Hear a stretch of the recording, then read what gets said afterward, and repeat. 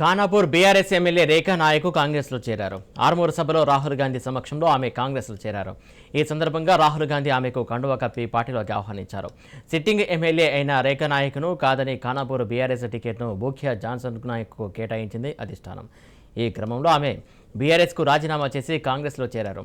కాంగ్రెస్ ఆమెకు టికెట్ ఇస్తుందో లేదో చూడాలి. కాగా రేఖా నాయక్ భర్త శ్యామ్ నాయక్ ఇప్పటికే కాంగ్రెస్లో చేరారు.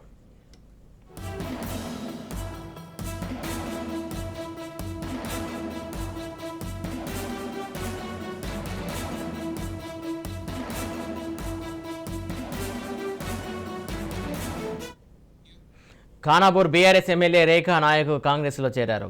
ఆర్మూర్ సభలో రాహుల్ గాంధీ సమక్షంలో ఆమె కాంగ్రెస్లో చేరారు. ఈ సందర్భంగా రాహుల్ గాంధీ ఆమెకు కండువా కప్పి పార్టీలోకి ఆహ్వానించారు. సిట్టింగ్ ఎమ్మెల్యే అయిన రేఖా నాయక్ను కాదని ఖానాపూర్ బీఆర్ఎస్ టికెట్ను బూఖ్యా జాన్సన్ నాయక్కు కేటాయించింది అధిష్టానం. ఈ క్రమంలో ఆమె బీఆర్ఎస్కు రాజీనామా చేసి కాంగ్రెస్లో చేరారు. కాంగ్రెస్ ఆమెకు టికెట్ ఇస్తుందో లేదో చూడాలి. కాగా రేఖా నాయక్ భర్త శ్యామ్ నాయక్ ఇప్పటికే కాంగ్రెస్లో ఉన్నారు.